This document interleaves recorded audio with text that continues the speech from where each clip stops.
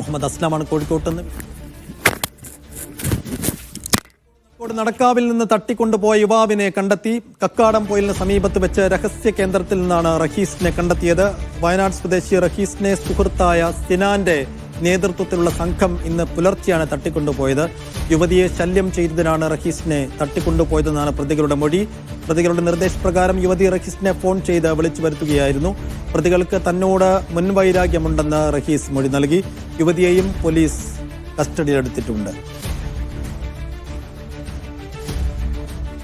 ദൃശ്യ പുതിയടുത്ത് വിശദാംശങ്ങൾ നൽകും. ദൃശ്യ, എന്തായാലും യുവാവിനെ കണ്ടെത്തിയിരിക്കുന്നു, ഒപ്പം ഈ യുവതിയെയും കസ്റ്റഡി എടുത്തിട്ടുണ്ട്. എന്താണ് ഈ സംഭവത്തിൽ ഉണ്ടായതെന്നാണ് പോലീസ് പറയുന്നത്?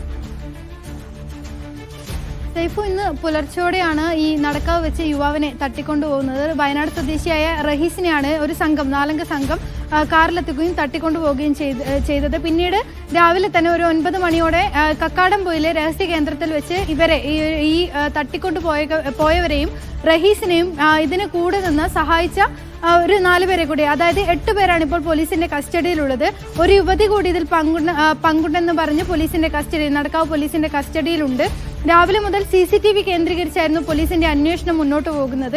സാമ്പത്തിക ഇടപാടുമായി ബന്ധപ്പെട്ട തർക്കമാണ് ഈ തട്ടിക്കൊണ്ടുപോകലിന് പിന്നിലെന്നായിരുന്നു പോലീസിന്റെ പ്രാഥമിക നിഗമനം. എന്നാൽ പ്രതികളെയും ഈ റഹീസിനെയും ചോദ്യം ചെയ്തതിൽ നിന്ന് പരസ്പര വിരുദ്ധമായ കാര്യങ്ങളാണ് ഈ രണ്ട് കൂട്ടരും പങ്കുവയ്ക്കുന്നത്. അതായത് റഹീസിന്റെ ഭാഗത്തു നിന്ന് വരുന്നത് ഇതിൽ കൂടെ ഉണ്ടായിരുന്ന സിനാന്റെ കൂടെ ഉണ്ടായിരുന്ന തട്ടിക്കൊണ്ടുപോകലിന് കൂട്ടുനിന്ന അഭിരാം എന്ന ആൾക്ക് വേണ്ടി ഇയാൾ കേസിൽപ്പെട്ടിരുന്നു. പിന്നീട് ഇയാളെ കേസിന്റെ കാര്യം പുറത്തു പറഞ്ഞത് താനാണ്. അതുകൊണ്ട് തന്നെ അതിലുള്ള വൈരാഗ്യമാണ് തട്ടിക്കൊണ്ടുപോകാൻ കാരണം. ഈ തട്ടിക്കൊണ്ടുപോകുന്നതിനിടെ പലയിടങ്ങളിലെത്തിച്ച് ഇയാളെ ക്രൂരമായി മർദ്ദിച്ചതായും റഹീസ് പോലീസിന് മൊഴി നൽകിയിട്ടുണ്ട്. എന്നാൽ ഈ പ്രതികളുടെ ഭാഗത്തു നിന്ന് വരുന്നത് ഈ കൂടെ ഉണ്ടായിരുന്ന പോലീസ് കസ്റ്റഡിയിലെടുത്തിട്ടുള്ള പെൺകുട്ടി, അവരുടെ സുഹൃത്താണ് ഈ പിടിയിലായിരിക്കുന്നത് സിനാനും അഭിരാമും മറ്റ് ഈ സംഘത്തിലുള്ള ആളുകളും. ഇവർക്ക് വേണ്ടി ഇവരെ ഈ ഇൻസ്റ്റാഗ്രാം വഴി ഇവരുടെ പണം തട്ടിയെടുത്തു റഹീസ്.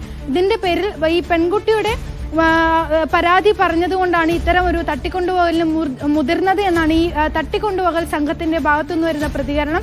എന്തായാലും 2 കൂട്ടരും പോലീസിനോട് പരസ്പര വിരുദ്ധമായ മൊഴിയാണ് നൽകിയിട്ടുള്ളത്. ഇതിന്റെ അടിസ്ഥാനത്തിൽ ഇനി ഇവരെ കസ്റ്റഡിയിൽ വാങ്ങി കൂടുതൽ ചോദ്യം ചെയ്താൽ മാത്രമേ എന്താണ് ഇതിലുള്ള എന്താണ് കാരണമെന്ന് പോലീസിന് കൃത്യമായി മനസ്സിലാവുകയുള്ളൂ. എന്തായാലും ഇപ്പോൾ സാമ്പത്തിക ഇടപാടുകൾ തന്നെയാണ് ഈ തട്ടിക്കൊണ്ടുപോകലിന് പിന്നിലെന്നാണ് പോലീസിന്റെ പ്രാഥമിക നിഗമനം. സേഫു.